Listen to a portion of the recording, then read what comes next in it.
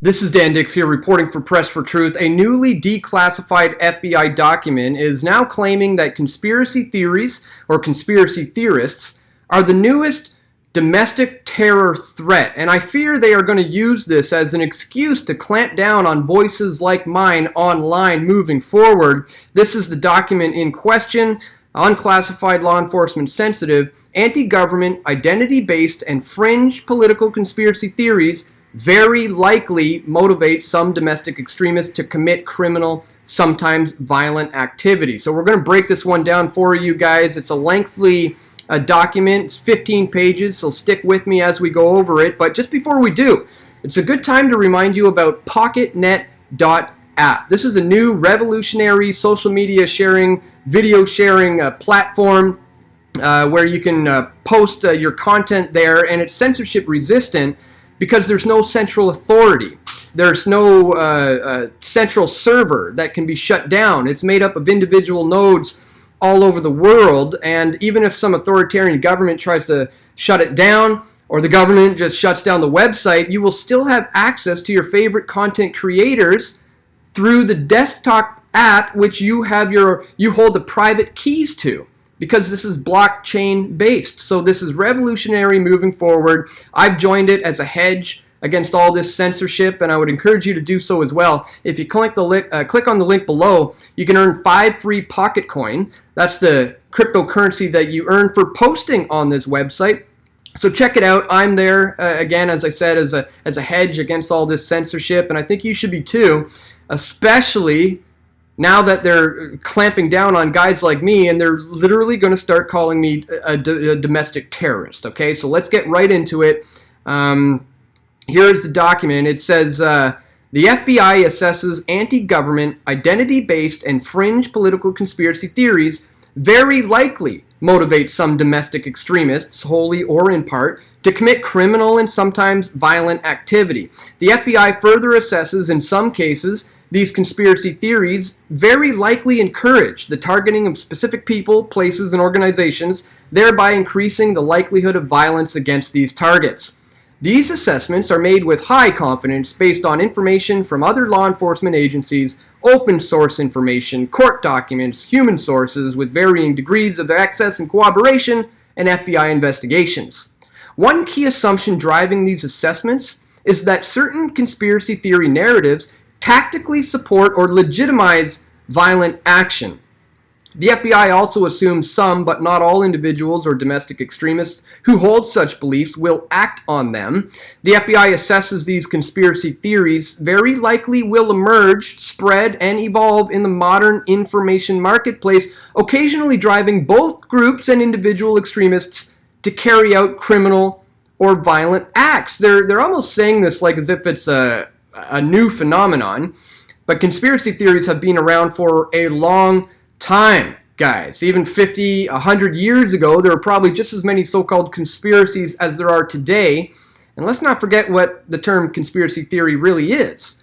When two or more people conspire together to commit a crime, that is a conspiracy, and conspiracies happen all the time. And let's not forget that the term in general, conspiracy theory, was invented by the CIA following the assassination of John F. Kennedy. When people were questioning that event, the CIA came up with that term conspiracy theory to discredit these people as a fringe element of society. And the term has continued. They continue to use it. And now they're saying, these conspiracy theories will likely emerge and spread and evolve in the modern information place and legitimize violent action. But not all individuals or domestic extremists who hold such beliefs will act on them. Well, what about, for example, this tweet from the president where he says, consideration is being given to declaring Antifa, the gutless, radical left whack jobs who go around hitting only non-fighters, people over the heads with baseball bats, a major organization of terror, along with MS-13 and others. So he's considering calling Antifa a terror group, which they are, if you want to talk about real domestic terrorists. Is Trump, tactically supporting or legitimizing violent action by calling these guys terrorists? It's just crazy. It goes on to say here, Indicators that may lead to revised judgments or cause a change in the confidence level associated with this assessment include a lack of conspiracy theory-driven criminal or violent activity in the near to long term, or significant efforts by major social media companies and websites to remove, regulate, or counter potentially harmful conspiratorial content. So they're saying the major tech companies are not doing enough to combat this. The lack of conspiracy theory-driven criminal effort here by the major social media companies to remove, regulate, and counter potentially harmful content. Well, what do they consider potentially harmful? I would suggest that these companies are doing that because I personally, guys, have just been suspended for Twitter for literally speaking the truth. I said that a man is not a woman, and I referred to a particular man as a him because that's what he is, and they determined me to be the hateful one. Here's some of the tweets in question. I'll include a link in the description to this so you can decide for yourself, am I being a violent, domestic, conspiracy theorist extremist who deserves to be shut down, or am I just literally speaking the truth, which now is today apparently a hate crime. Continuing, they go on to list examples of some of these things. They say here there was a California man who was arrested. He was apparently going to blow up a satanic temple monument, and he said in order to make Americans aware of Pizzagate and the New World Order, who were dismantling society. Now we're going to get back to that one, but let me go through their other examples, and then we'll look at it as a whole. We got this, the Pittsburgh synagogue shooting, where it was depicting the Zionist occupation government conspiracy theory, it says. Here they touch on the QAnon conspiracy theory, directly discuss and related conspiratorial beliefs. Here they get into the HARP facility where some men were allegedly going to blow it up. They were found with explosives, and apparently they said that HARP was being used to control the weather. Also made references to the United Nations invading America and sacrifices occurring at a New World Order church, according to the same source. Here they talk about in November of 2013 where somebody shot a TSA agent, stating that the TSA is associated with the New World Order, according to a plea agreement filed in the U.S. District Court. So are you seeing a little bit of a theme here? They're trying to discredit the notion of a New World Order, which indeed is very, very real. I've been exposing the New World Order for a long time now. And in fact, something I found quite interesting, guys, is that when you used to search the term New World Order in Google, you would get one result. It would talk about the clandestine totalitarian world government, and that's what it is. But I noticed something maybe about 10 years ago when putting a New World Order into Google. All of a sudden, you got two results now. You have New World Order, the conspiracy theory, and then you have New World Order politics, like what it really is. And here they say the New World Order term, New World Order, has been used to refer to any period of history evidencing a dramatic change in world political thought and the balance of power.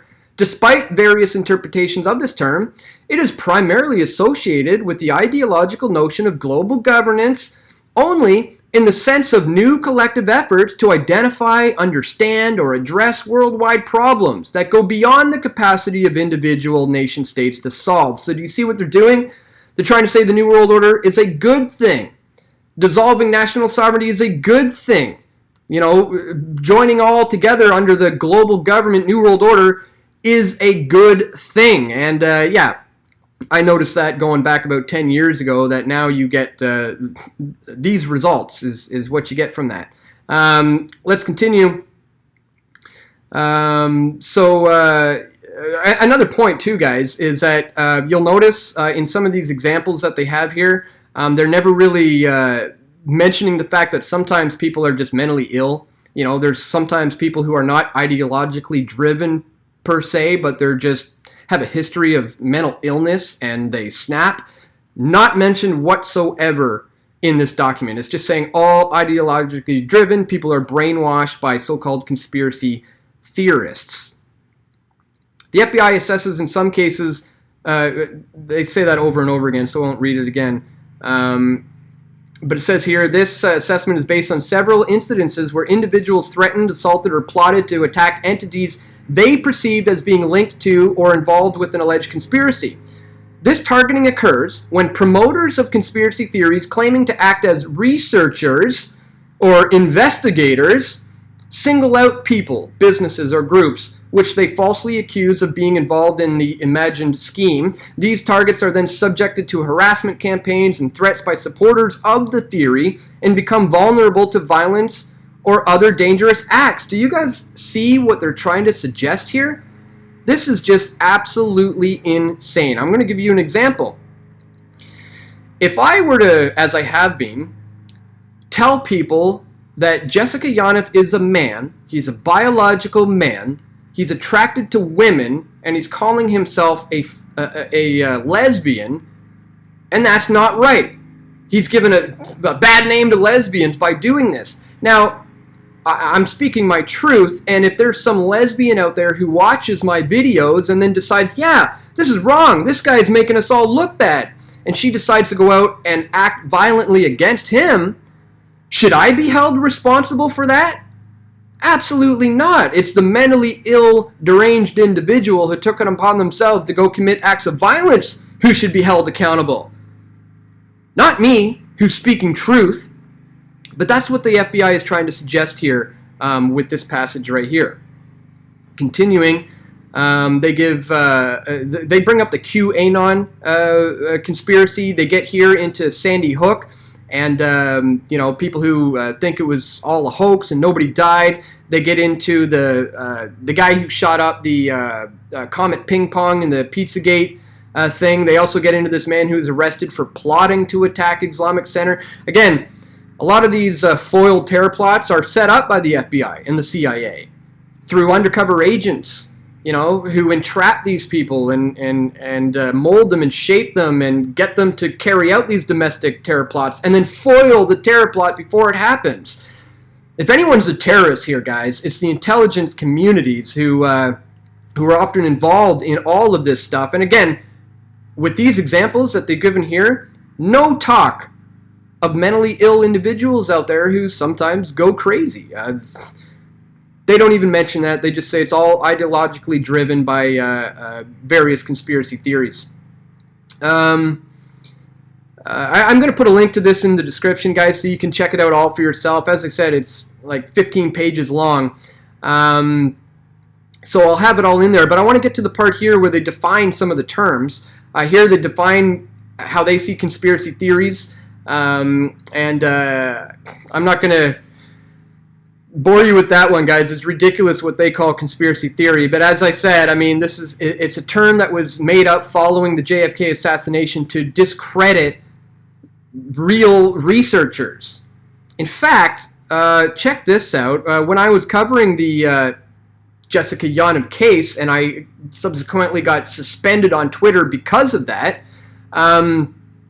the mainstream media put an article out about it. This is from the Toronto Sun. It says, citizen journalist banned from Twitter after groin waxer tweets. It says here, citizen journalist and conspiracy theorist Dan Dix had his account blatantly suspended by Twitter on Monday after misgendering groin waxing human rights complainant Jessica Yaniv. Notice how they have to throw in the term conspiracy theorist, because they want to discredit me in any way they can. They know I'm right about what I did and I shouldn't have been shut down by Twitter, but they don't want to promote me. They want to use that conspiracy theorist label to try to somehow discredit me. So do you see how these are dirty tricks? They're putting the label on me, and now we literally have the FBI suggesting that people like me are so-called domestic terrorist threat. Guys, this is getting really, really, really bad. Here's their definitions of anti-government definitions: New World Order, the United Nations, false flags, and I actually think they're pretty on point with this. Check this out. The NWO, New World Order, is a group of international elites who controls governments, industry, and media organizations, instigates major wars, carries out secret staged events, and manipulates economies with the goal of establishing global rule. Yeah, good job, FBI. You nailed it to a T. That's exactly what it is. That's very, very real and very true. They say that these people think that the UN is being used by an evil global cabal to erode American sovereignty, strip away individual liberties, and bring foreign troops to American soil in order to replace democracy with global tyranny. Yep, that's the plan. This isn't some conspiracy theory. Yet again, this is highly documented and is the truth. And I'm going to continue to expose it moving forward, no matter what the FBI thinks. False flags. The official story surrounding a given terrorist attack or mass shooting is a lie. The event was staged or conducted by the government to justify encroachments on civil liberties. Yeah, it happens all the time. I've been documenting real false flags for over a decade now because it's a very, very real thing that needs to be exposed. Again, they cover Pizzagate and the QAnon conspiracy. They define some more of their terms there as well. At one point they say this: some conspiracy theories point to weak circumstantial evidence but ignore stronger evidence that would refute their claims. Consequently, they're usually at odds with official or prevailing explanations or events. While conspiracy theories refer to an allegation that may or may not be true, a conspiracy is a true causal chain of events. Real conspiracies involving illegal, anti-democratic, or harmful activities by high-level government officials and political elites have been exposed in the past, and it has been argued that such plots have encouraged conspiracism in society. Do you see what they're saying now? They're saying now, okay, yes, there are some real conspiracies out there that have been exposed, but because those conspiracies have been exposed, it's leading to these other false conspiracies that is leading to violent extremism. Therefore, all of it should be suppressed and silenced for the good of humanity. Think about the children. So do you see how they're kind of muddying the waters and trying to stop real conspiracies from being exposed by saying that it's going to lead to false ones and potential violence? I hope you see what's happening here, guys. There's a systemic move, a chronological incremental move to shut down voices like mine, and I've been documenting it for a while now. You may know they shut down my Facebook, 350,000 followers, gone. They demonetized me from YouTube completely, revenue gone. Currently suspended on Twitter. You know, somebody recently asked me, why do you think they're coming after you so hard? I mean, what do you think it is? And I said, I don't know, maybe I'm over the target. And he said, no, you are the target. And that kind of hit me and started, I started thinking, maybe he's right. Maybe I am onto something. Maybe this is why they're clamping down on Press for Truth so hard, because I speak out against these things and they want to, claim it to be conspiracy theory and that I'm a violent domestic extremist. Guys, I hope you see how serious this is moving forward, and we need to continue to expose this for what it is. Here's their terms where they explain how certain things, what they mean by very likely, unlikely, almost certain, and then they close it off with explaining, how they determine things of high confidence, medium confidence, and low confidence. So I'll include a link to this in the description below, so you can check it out for yourself. As I said, it's 15 pages long, but the bottom line today, guys, is there is no doubt they are clamping down on the free flow of information online. They're trying to control the narrative moving forward. They want to suggest that, like you're a child, are not capable of deciding which information is truthful and which isn't, and they want to decide that for you by claiming that conspiracy theorists are domestic terrorists, and they're going to be coming after voices like mine. So I really hope that you support me moving forward, guys.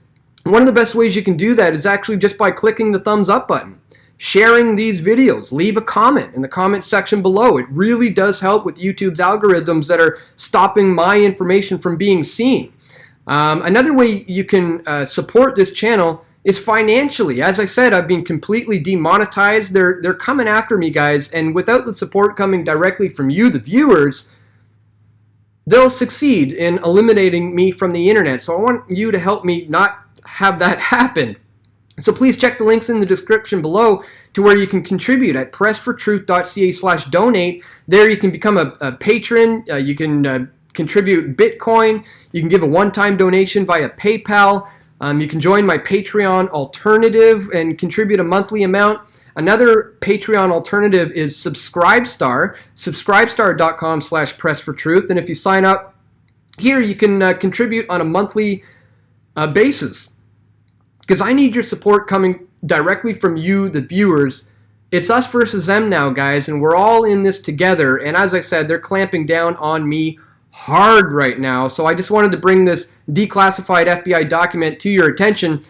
Let them know, phase 1, 2, and 3 have already come with the YouTube adpocalypse, the Vox adpocalypse, the Facebook purge. Well, now phase 4, 5, and 6 are coming down the road, and we need to protect ourselves. We need to hedge ourselves against this. One of the ways you can do that also is to join these blockchain-based decentralized platforms like Steemit.com, BitChute.com, Minds.com, Float.app, FLOTE.app, and PocketNet.app as a hedge against the censorship that's coming, because I'm not going to be here on YouTube forever. One day I will be gone, and I want to make sure you can find me on these alternative platforms, because they're going to try to shut me down. But the free market is speaking, and there's all these alternative platforms being built right now that will not be shut down moving forward. So please, guys, if you appreciate my efforts and you want to see me continue to survive and thrive here on YouTube and elsewhere, again, please check the links located in the description below or here on the screen to where you can donate, where you can contribute. And again, the best way to contribute is just by sharing these videos and clicking the thumbs up button. Do it right now, guys. It really does help with YouTube's algorithms moving forward. So that's it for today, guys. I want to thank you so much for tuning in. Stay tuned. We're going to have more video reports coming very soon, God willing, if I manage to stick around and the FBI doesn't shut me down. But until then, we will have more videos coming soon, so stay tuned. This is Dan Dix reporting for Press for Truth. We all want truth.